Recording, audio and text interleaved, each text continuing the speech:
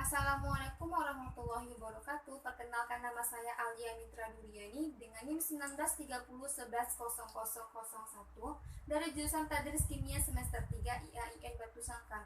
Baiklah, di sini saya akan menjelaskan praktikum kimia organik 1 dengan judul Identifikasi Metabolit Sekunder. Tujuan dari praktikum kita kali ini ada dua. Yang pertama, mengetahui prinsip kerja dari metabolit sekunder. Yang kedua adalah memahami metabolit sekunder yang terdapat pada sampel alami. Lalu kita masuk ke landasan teorinya. Di sini sudah saya tuliskan poin-poin yang kita bahas pada video kali ini. Yang pertama itu pengertian dari metabolit sekunder. Metabolit sekunder adalah kelompok senyawa organik yang terdapat pada tumbuhan dan memberikan efek fisiologis pada makhluk hidup. Dan metabolit sekunder ini pada umumnya itu merupakan senyawa bioaktif. Lalu kita masuk ke poin kedua, yaitu kelompok metabolit sekunder berdasarkan reaksi spesifiknya. Itu ada 7. Yang pertama itu ada alkaloid. Alkaloid adalah gugus nitrogen berupa gugus fungsi amin. Alkaloid ini berbentuk seperti kristal, namun sedikit cair pada suhu ruangan. Lalu yang kedua itu adalah triterpenoid atau steroid. Kalau triterpenoid ini merupakan turunan dari asam mevanoid, dan triterpenoid ini juga merupakan memiliki kerangka seperti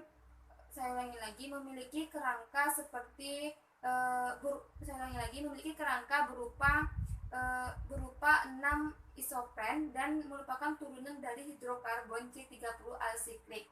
Lalu sedangkan steroid ini berbentuk seperti sistem cincin dan banyak terdapat pada jaringan tumbuhan. Lalu yang ketiga ada flavonoid. Kalau flavonoid ini kelompok dari fenil propanoid dengan kerangkanya itu C6, C3, C6. Lalu yang keempat itu ada fenolik. Kalau fenolik ini berbentuk seperti aromatik yang memiliki satu atau lebih gugus hidroksil dan gugus karbonilnya serta gugus-gugus penyertanya. Lalu sedangkan yang kelima itu saponin. Saponin ini merupakan senyawa yang mengandung steroid dan glikosida. Yang keenam itu ada kumarin. Kumarin itu adalah sama dengan flavonoid, yaitu kelompok senyawa fenilpropanoid, dengan dengan strukturnya itu, dengan kerangkanya itu C6, C3. Lalu yang ketujuh ada karotenoid. Karotenoid ini kelompok senyawa organik isopropanoid yang memiliki rantai yang panjang. Itulah kelompok metabolit sekunder berdasarkan reaksi spesifiknya. Lalu kita masuk ke praktikumnya. Alat yang kita gunakan pada praktikum kali ini seperti yang sudah saya gambarkan, itu ada tabung reaksi, lumpeng dan alu, pipet tetes, tabung gelas beker, lalu ada pembakar, spiritus, ada kork kasta dan ada kaki 3. Sedangkan bahan yang kita gunakan itu ada 5 jenis daun yang berbunga dan berbuah, lalu ada kloroform, ada metanol, lalu ada NH4OH 0,5 mol, lalu ada asam asetat anhidrat, ada H2SO4 pekat, lalu ada HCl pekat atau asam klorida pekat, lalu ada serbuk Mg atau serbuk magnesium, lalu ada FeCl3, lalu ada asam sulfat pekat, dan ada reagen Maillard dan reagen Dragen-Darid. Sedangkan langkah kerja dari praktikum kita, yang pertama kita akan melakukan uji alkaloid, lalu akan melakukan uji dari steroid dan triterpenoid, uji saponin, serta ada uji flavonoid dan uji fenolik. Kita masuk yang pertama ke uji alkaloidnya. Yang pertama kita harus menyiapkan dulu sampelnya, yaitu sampel segar, yang mana sampel segar tersebut kita gunakan sebanyak 2 gram. lalu kita iris. Fungsi dari pengirisan ini berguna untuk supaya luas permukaannya lebih besar. Lalu setelah sampel segar tersebut kita iris, lalu kita timbang sebanyak 2 gram dan kita haluskan menggunakan lumpang dan alu tadi. Setelah kita haluskan, lalu kita tambahkan yang saya tuliskan di sini, kita tambahkan kloroform sebanyak 10 ml. Lalu kita haluskan lagi. Lalu bisa kita tambahkan lagi amonia sebanyak 10 ml dengan konsentrasinya itu 0,05 mol. Setelah itu kita haluskan. Setelah kita haluskan, kita letakkan kapas, di mana kapas ini berfungsi sebagai pengganti kertas saring, dan kapas ini kita masukkan ke dalam lumpang dan alu. Lalu setelah kapas itu sudah menyerap air yang ada pada lumpang dan alu, lalu kita ambil pipet tetes untuk menyaringnya dan memindahkannya ke tabung reaksi. Setelah kita memindahkannya ke tabung reaksi, lalu kita tambahkan HCl dengan konsentrasi 2 mol sebanyak 10 tetes. Lalu kita kocok dan kita diamkan terlebih dahulu. Setelah kita diamkan, maka akan terbentuk 2 lapisan, yang mana lapisan atas akan terbentuk air, sedangkan lapisan bawah akan terbentuk, saya ulangi lagi, yang mana lapisan atas akan terbentuk lapisan asam, sedangkan lapisan bawah akan terbentuk lapisan kloroform. Kira-kira seperti ini. Saya akan tampilkan gambarnya kalau ada di sebelah kanan saya. Di sini di atas ini akan terbentuk lapisan asam, sedangkan bagian bawah sini akan terbentuk lapisan kloroform. Setelah terbentuk 2 lapisan, lapisan asam dan lapisan kloroform, maka kita akan melakukan uji fitokimia, yaitu uji yang diambil dari lapisan asam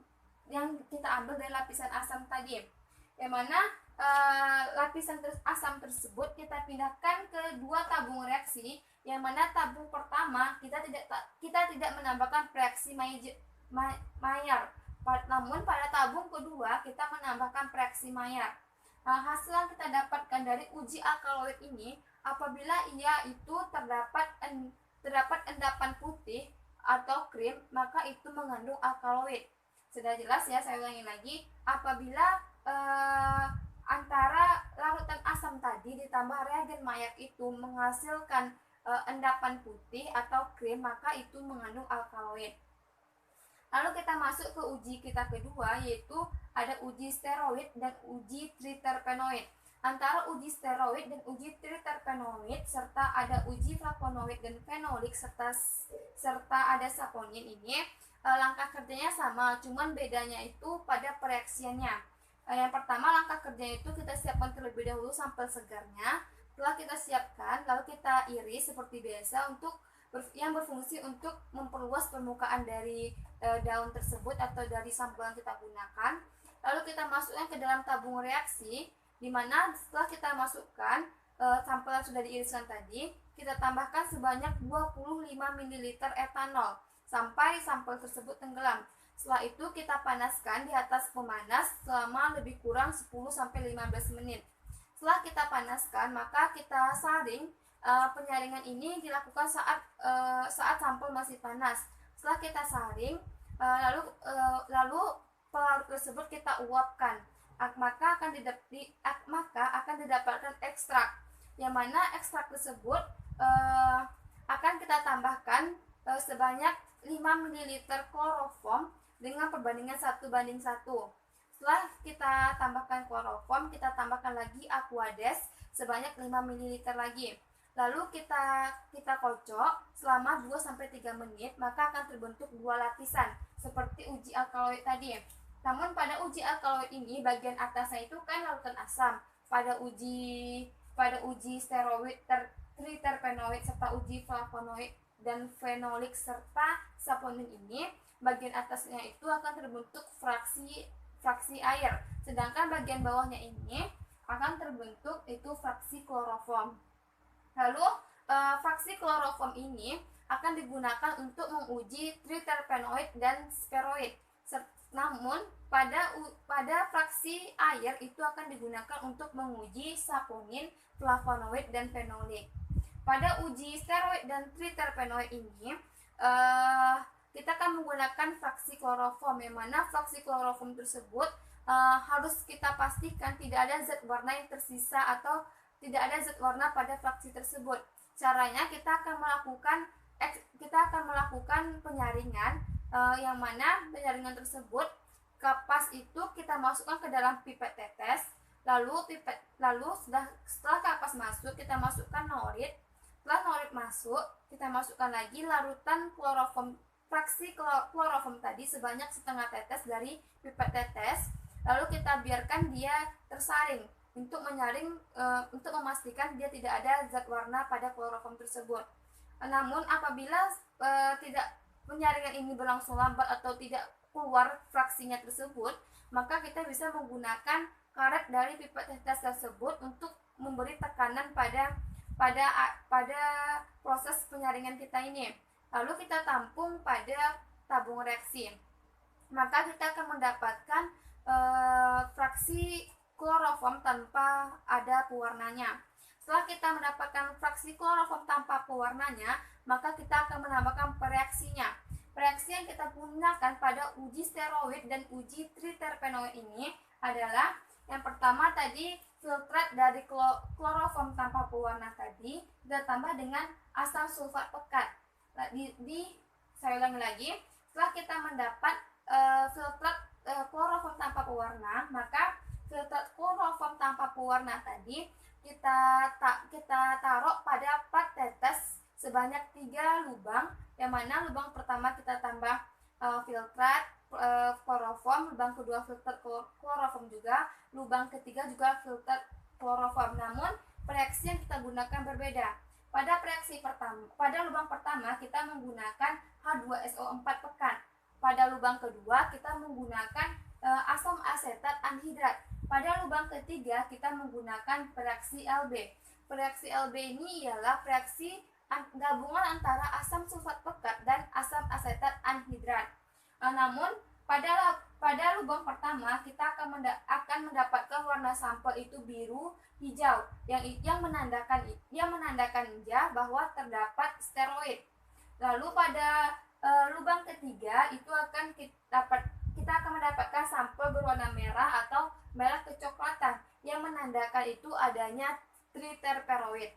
Lalu setelah kita melakukan uji dari triterperoid dan steroid, kita masuk ke uji flavonoid dan fenolik serta saponin. Pada uji flavonoid, fenolik dan saponin seperti yang sudah saya jelaskan, kita menggunakan fraksi air. Kita masuk yang kedua dulu pada uji flavonoid dan fenolik, yang mana kita menggunakan fraksi air. Fraksi air tadi yang pertama kita masukkan dulu fraksi air itu ke plat tetes di lubang pertama dan lubang keduanya saja. Lalu lubang pertama ini fraksi air tadi kita tambahkan dengan logam Mg, lalu kita tambahkan dengan asam klorida pekat, maka kita akan mendapatkan hasilnya itu warna merah jingga yang menandakan dia ada flavonoidnya. Sedangkan pada lubang kedua itu kan kita menambahkan fraksi air ditambah FeCl3 1%, maka akan mendapatkan hasil warna yaitu hijau gelap, ungu gelap, serta ada warna biru gelap yang menandakan ia itu mengandung larutan fenolik. Itulah uji dari flavonoid dan fenolik. Kalau di flavonoid itu warna yang dihasilkan itu merah dan jingga, sedangkan di fenolik itu warna yang dihasilkan itu bisa ungu gelap, hijau gelap, dan biru gelap. Lalu kita masuk ke uji saponin. Pada uji saponin ini kita juga menggunakan fraksi air, yang mana fraksi air ini kita kocok selama 2-3 menit, maka akan terdapat busa. Apabila busa tersebut bertahan sampai 5 menit, maka larutan fraksi air tersebut mengandung saponin. Namun untuk memastikannya lebih jelas, kita bisa menggunakan atau menambah reaksi HCl, yang mana fraksi HCl tersebut apabila kita tambahkan ke dalam fraksi air yang sudah kita kocok tadi dan berbusa, maka saat ditambahkan reaksi HCl tetap berbusa, maka itu menandakan secara pasti bahwa larutan tersebut mengandung larutan saponin. Itulah penjelasan saya mengenai identifikasi metabolit sekunder. Lalu kita masuk ke pertanyaan yang pertama. Pada tanaman temulawak, senyawa apa saja yang terkandung di dalamnya? Senyawa yang terkandung di dalam tanaman temulawak itu ada alkaloid, lalu ada triterpenoid dan ada steroid. Lalu yang kedua, apa salah satu manfaat dari metabolit sekunder tersebut? Tentu metabolit sekunder tersebut mempunyai manfaat. Salah satunya itu sebagai antioksida juga bisa, antibodi juga bisa, dan anti kanker juga bisa, dan masih banyak lagi manfaat dari metabolit sekunder tersebut. Lalu apa kesimpulan yang kita dapatkan dari praktikum kita kali ini? Pada uji alkaloid, hasil yang kita dapatkan apabila kita melakukan uji alkaloid, maka hasil yang kita dapatkan itu akan berbentuk seperti endapan putih atau seperti krim yang menandakan ia mengandung alkaloid. Sedangkan pada steroid akan kita dapatkan hasil berupa warna sampel itu hijau, maka itu mengandung steroid. Sedangkan pada triterpenoid maka akan didapatkan warna merah atau warna kecoklatan, maka itu akan menandakan mengandung triterpenoid. Lalu pada flavonoid akan didapatkan warna merah atau jingga apabila kita melakukan praktikumnya, lalu itu menandakan adanya flavonoid. Sedangkan pada fenolik itu akan didapatkan warna biru gelap, hijau gelap, serta ungu gelap yang menandakannya mengandung fenolik. Kalau pada saponin tadi itu akan ditandakan dengan keluarnya busa atau bertahannya busa setelah kita kocok selama 5 menit. Itu akan menandakan bahwa larutan tersebut mengandung saponin. Lebih pastinya lagi kalau kita menambahkan HCl di dalam larut fraksi air tadi. Itulah penjelasan saya mengenai praktikum serta kesimpulannya. Semoga teman-teman paham. Mohon maaf kalau ada salah kata. Saya akhiri dengan